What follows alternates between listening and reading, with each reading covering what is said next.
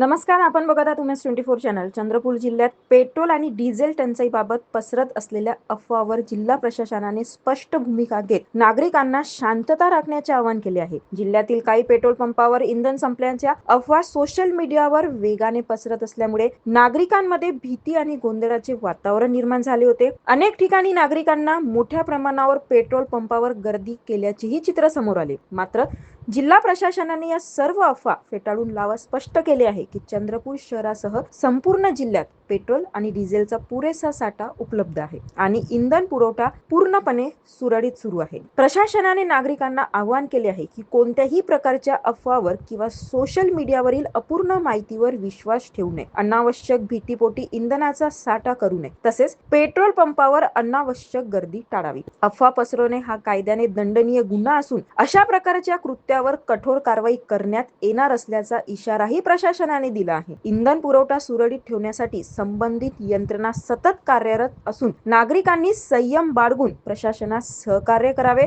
असे आवाहन करण्यात आले आहे. समाजात शांतता आणि जबाबदारी राखणे ही प्रत्येकाची जबाबदारी आहे. तालुका प्रतिनिधी राजेश एसेकर सोबत बघत राहा उमेश 24 चॅनल. धन्यवाद.